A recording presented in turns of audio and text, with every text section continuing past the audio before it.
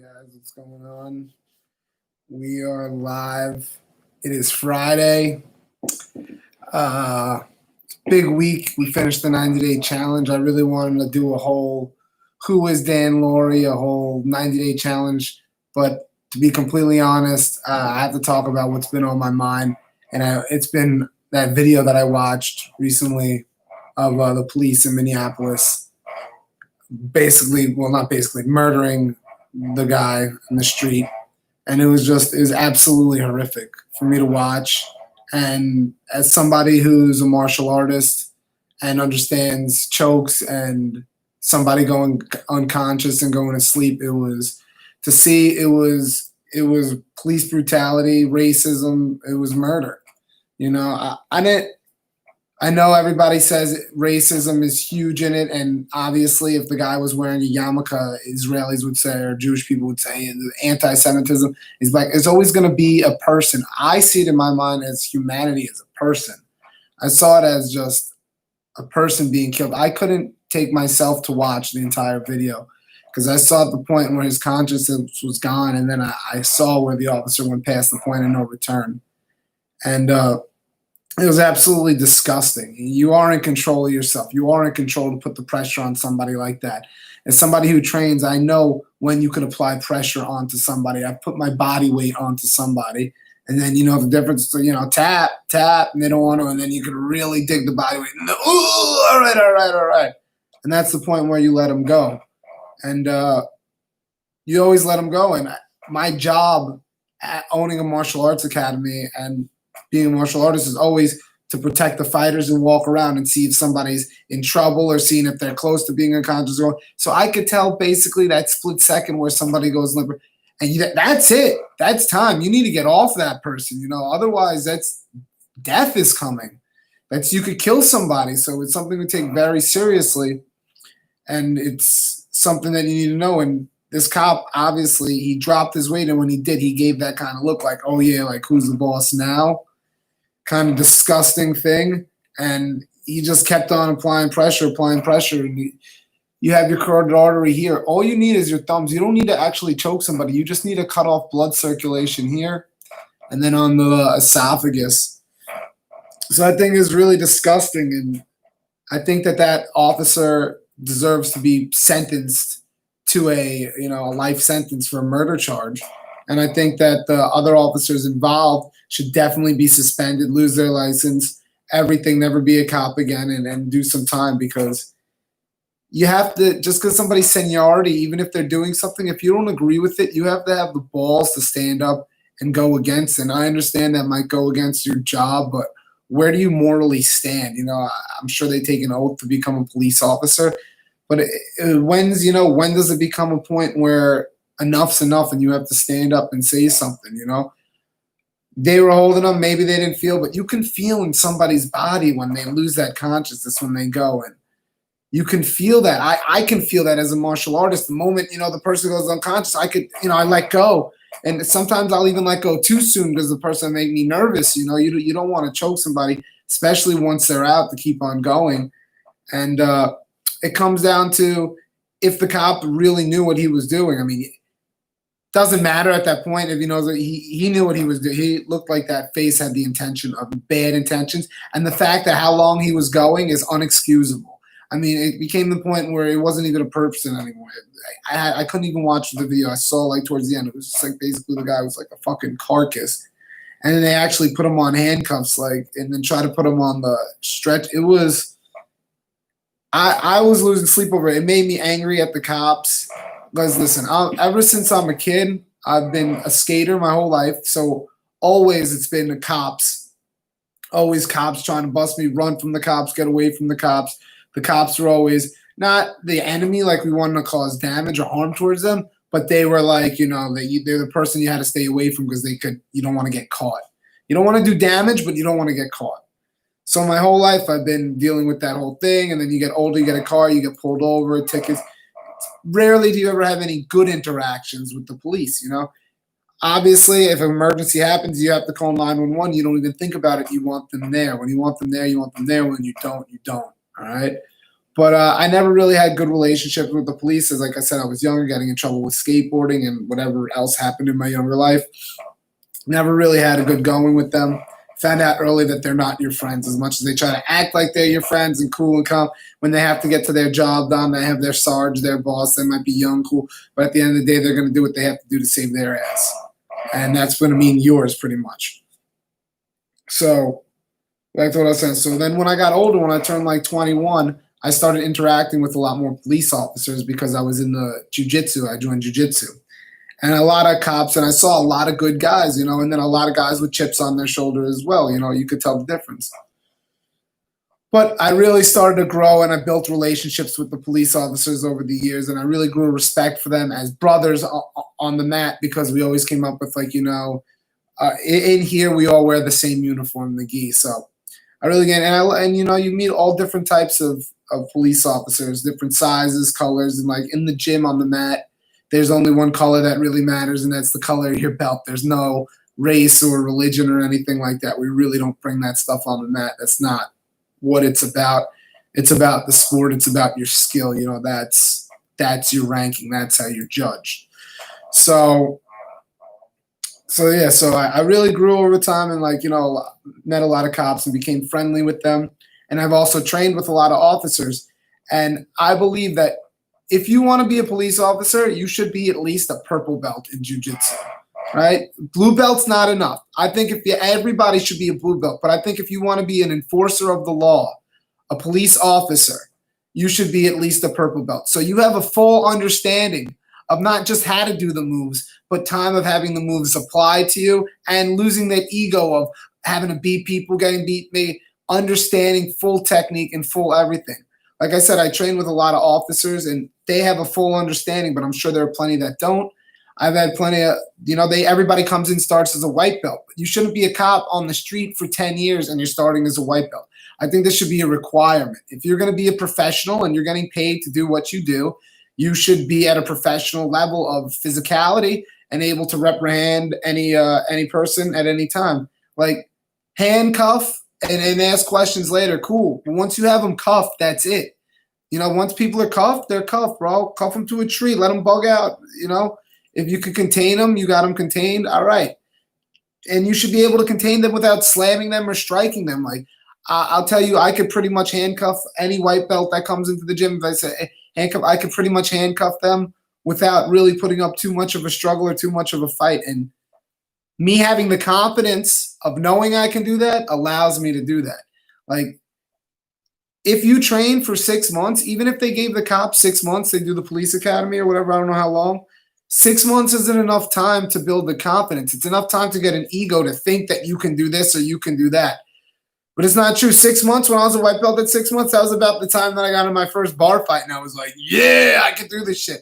And you know what? I hurt somebody. And that's when I got the check like, whoa, holy shit, you could really hurt somebody. Thank God I didn't kill somebody. Thank God I'm not, an officer who also has that nervous energy. You don't know what this person has. You don't know what that person has. So you have to have that control. You can't just be somebody that did it for 6 months and thinks you know what you're doing and you're going to throw somebody in a rear naked choke. If a police officer were to get behind me and throw me in a rear naked choke, I'll tell you right now, I'm not going to just put my hands up and let him choke me unconscious. I'm probably going to tuck my chin and flip him, and it's going to look like I'm trying to kill him because his feet are going to go flying up in the air. They're going to slam on the ground. Then I would have to mount and hold his wrists and say, I'm not resisting. You were just going to choke me unconscious. You have no idea what you're doing.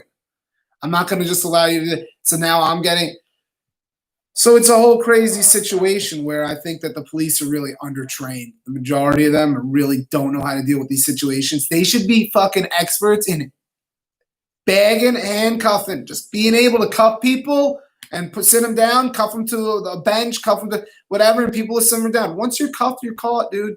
That's it. You're cuffed. You can't do anything. We're gonna strike somebody who's cuffed. Like, that's just me talking shit, rallying up your feathers.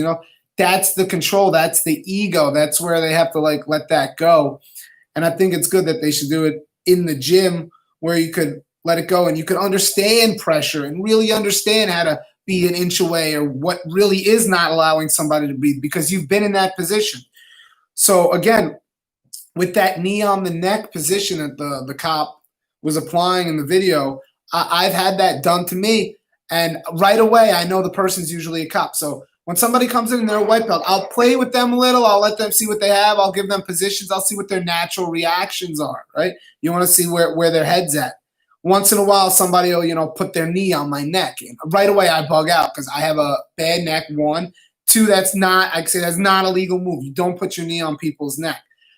So it can mess up your neck. It could cut off your breathing. There's a bunch of stuff. And it's obviously not good to drop all your weight on somebody's neck, spinal cord. It's a very sensitive spot.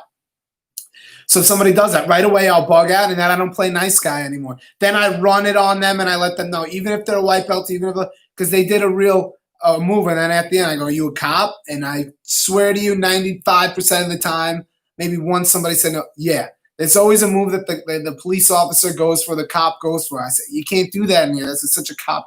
You can't do that. You're going to hurt somebody. The reason why I know it's a cop is because that's not like a natural move. Natural guy will go for the mount. He'll go for, take the back. He'll go for a double leg takedown. He'll try to wrestle you. This is something they're imitating. This is something they've seen. So I'm pausing for time and I'm doing this and that. And I'm giving them opportunities, and I'm presenting, and they see the neck and they go for that. Instead of going for like the choke, they'll go for the knee pressure. They're trying to put pressure on the neck, which is something that they saw, and obviously they're trying to recreate. And where they see it, they saw it out in the field, and who they see it done by, probably a senior officer who they respect, and they're probably afraid to say something to. So it's a lot of what they've seen and how everything's done, and is straight up murder. I think that in order to be a police officer, you should at least be a purple belt in jiu-jitsu. I mean, mostly, I know I have a friend that's a police officer that teaches at the academy. He's a black belt in jiu-jitsu. I mean, I don't know how long the guys are in the academy are there for, but you should at least be a purple belt. I mean, you're in the street. You should know the laws. You should be well educated. You should have a college education and a 4-year at least jiu-jitsu education, That should be 4 to 5 years to get your purple belt. So once you get your purple belt and you have all your legal stuff, and obviously you could pass your physical if you're at your purple belt level and everything, then you should be good to go. But I think just giving people power and not understanding and them also having an ego of this power thing is disgusting. And then what it sparked in the streets of Minnesota or Minneapolis is rioting, and that too. Like, I couldn't watch the whole video. It made me so emotional. I'm screaming, "They're killing them!" And the people in the video, you want to be there. You want to just fucking run full speed at the cop and shoulder rush him and knock him off and get the guy. Like, you want to be a superhero, but then you see that they're drawing weapons. It's such a shitty situation to be in, especially for the people that were there that filmed it. My heart goes out to them. They're going to be fucking feeling that for. Just feeling that energy over the screen, I can only imagine the rub that they got feeling it in person. So it is fucking disgusting. The care, the way that it was just no care for human life whatsoever. Anyway, I couldn't finish watching the video. It made me emotional. And then I started watching the riot videos, and the riot videos had me feeling that way too, emotional. I understand the anger and I understand the pain and the way that people want to act. It's just, I hate seeing our people. It's just a really hard place to be in a really hard time. You can't justify the video, and you can't justify people destroying a city. Both two wrongs don't make a right. I understand the people are angry. I understand it, but what if it's a small business owner? You're going to light their business on fire? You're going to go break into their store? I mean, I don't see in that could be a person that had things done to them against the police, done things that it's heartbreaking to watch. It's really a horrible situation. I understand the anger. I understand the hate, but right now it's so hard to be a Jedi in time when there's the dark side. And like, that cop looked like he was fucking straight Sith when he did, like, you see him turn his hip and drop the weight in, and you could see it, the pressure go. My heart's breaking when I'm watching that video. I mean, it's just you have to learn how to not go to the dark side. And it's hard, especially when you're fucked with to such a point that you feel you have to fight darkness with darkness. But the only way that this can be, anything can be okay is if everything is, I don't know. I don't fucking know. Honestly. I don't know. Nothing's ever going to be okay. And I mean, that's not okay. What happened isn't okay. I don't know. I can't think of how to justify it. I mean, obviously not how to justify it, but how to think of what to do. What is a proper response to it? Obviously, sentence the officer and all that, but how many times is this shit gonna have to happen? It seems that it's a trend in the country. It's a trend in the world. I think these people with power, especially if you become a police officer, you just need to be trained properly. I mean, it just seems that any Joe Schmo from off the street could, hey guy, I'm gonna be a fucking cop. It's just like, no. And you have to learn. You have to really have your ego put in check, and you have to be the hammer and you have to be the nail. You can't just learn how to be the hammer. You have to learn how to be the nail so you understand what it is, what it is that you're doing. Otherwise, you're just, hammering away. No, you have to understand what it is. So that would be my takeaway, is that the police are just, not all of them. Like I said, I train with a few good, some good men. Every cop that I've pretty much trained with has been a great guy and really changed my perspective on police. But this situation, and the reason why I respect those guys so much as police, is because I know they know their shit and I know they could handle themselves in a situation. So I just wish that the rest of the cops out there would know how to handle themselves in a situation. I mean, I train with Sergeant, and he's a black belt. He's the oldest guy. That he knows his shit. There are good guys out there. I think he should make sure that every single one of his guys under him really knows their shit. I understand. That's it. They just need to understand anatomy. They need to understand what they're doing, and there needs to be justice for this man's life. And I believe that the justice should be that this guy who murdered him should be given, life sentence. Even worse than death, life sentence. So, in my eyes, that's worse than death. But I'm not a judge. I'm not a jury. This is just how I feel. I don't know. Like I said, we're going through hard times. Everybody's feeling the heat of this year. Everything, just everything, and there's no justification to that video. There's nothing that can be said to make that right. There's nothing. You're handcuffed. You're being choked. You're being killed. You're being murdered. So, yeah. I just had to get that off my chest. It really fucking pissed me off. It made me angry. It made me emotional. It made you want to fucking go ride against the cops, right? But that's the dark side. That's the side that's gonna, at least for me, that's the side that's just not gonna solve. Not that it's a solvable problem, but it's not, I don't know if that's necessarily gonna make me feel better to go against somebody that's a good, they're not all cops are bad. Not all cops are good. Not all people are bad. Not all people are good. I don't know what else to say. I just think that if you're going to be in a position of power, you really have to put in years of training, and psychological evaluation has to be done to you annually, and retraining has to be done annually. And when your time's up, you're like a fighter that's been in the game for too long. You need out of there because you're gonna get hurt, or you're gonna hurt somebody. That's it. So Did 20 minutes. That's my take on it. I'm going to talk about more stuff. I want to talk about the end of the '90s. I want to give another good little talk, good podcast later. I just had to get this off my chest. This is my perspective. You can listen if you want. If you don't, you don't have to. But I'm just wishing everybody out there love and yeah, peace. Love and peace, guys. That's it. Talk to you guys later. Peace.